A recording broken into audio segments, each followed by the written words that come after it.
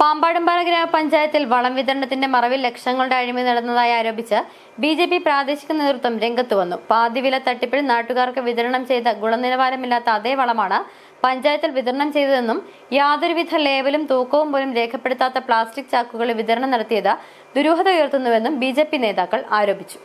ഇതാണ് പാമ്പാടുംപാറ ഗ്രാമപഞ്ചായത്തിൽ 2025-26 സാമ്പത്തിക വർഷത്തിൽ കൃഷിഭവൻ വഴി നടപ്പിലാക്കുന്ന ജൈവവള വിതരണത്തിൽ നൽകുന്ന വളം ചാക്ക്. ചാക്കിൽ ലേബലുകളോ കമ്പനിയുടെ പേരോ മാനുഫാക്ചറിംഗ് എക്സ്പയറിംഗ് ഡേറ്റുകളോ ഒന്നും തന്നെ രേഖപ്പെടുത്തിയിട്ടില്ല. ചാക്കിന് പുറത്ത് പേന കൊണ്ട് എഴുതിയിട്ടുണ്ട്. ഇതേ രീതിയിലാണ് പാതിവില തട്ടിപ്പിലും വളം നൽകിയതെന്നും പാതിവില തട്ടിപ്പിൽ ഉൾപ്പെട്ട ഗ്രാമപഞ്ചായത്ത് അംഗങ്ങളാണ് ഇതിന് പിന്നിലെന്നുമാണ് ബി.ജെ.പിയുടെ ആരോപണം.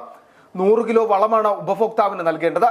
എന്നാൽ 50 കിലോ ചാക്കുണ്ടെന്നിരിക്കെ 40 കിലോയുടെ 2 ചാക്കുകളും 20 കിലോയുടെ 1 ചാക്കുമാണ് നൽകുന്നത്. ഇതുതന്നെ ദുരൂഹത ഉണർത്തുന്നതാണെന്ന് ബി.ജെ.പി. നേതാക്കൾ ആരോപിക്കുന്നു. വളം കൊടുക്കുന്നതിൽ യാതൊരു വിരോധമില്ല. കർഷകർക്ക് എന്തേരം വേണേലും വളവും സഹായവും ചെയ്യണം. പക്ഷേ ഗുണനിലവാരമുള്ള വളങ്ങൾ തന്നെ കൊടുക്കണം. അത് 1000 രൂപ മേടിച്ചുകൊണ്ടാണ് കൊടുക്കുന്നത്. 1500 രൂപയുടെ വളമാണ് 2000 രൂപയ്ക്ക് 1600 രൂപയ്ക്ക് വിപണിയിൽ കിട്ടുന്ന വളമാണ്. ഇപ്പം 1000 രൂപ മേടിച്ചുകൊണ്ട് 600 രൂപ നിങ്ങൾക്ക് ലാഭകരമായിട്ടുള്ളൂ. അതിവിടെ വണ്ടിയും പിടിച്ചു വന്ന് നിങ്ങളെ കഷ്ടപ്പെടുമ്പോൾ ഇതുപോലെ ഗുണനിലവാരമില്ലാത്ത വളങ്ങൾ വിതരണം ചെയ്യുന്നത് വളരെ മോശമായ രീതിയാണ്. പഞ്ചായത്ത് അത് പരിശോധിച്ചുകൊണ്ട് അത് കൃത്യമായ നടപടിയെടുത്തുകൊണ്ട് നല്ല രീതിയിലുള്ള വളം കൊടുക്കാനുള്ള സജ്ജീകരണം ഉണ്ടാകണം. സംഭവത്തിൽ വിജിലൻസ് അന്വേഷണം ആവശ്യപ്പെട്ട് പരാതി നൽകുമെന്ന് നേതാക്കൾ വ്യക്തമാക്കി. അതേസമയം എല്ലാവിധ ഗുണനിലവാര പരിശോധനകളും പൂർത്തിയാക്കിയ ശേഷമാണ് വളം വിതരണം നടത്തിയതെന്നാണ് ഗ്രാമപഞ്ചായത്തിന്റെ വിശദീകരണം. 4 വർഷമായി വളം വിതരണം നടത്തി വരുന്നുണ്ട്.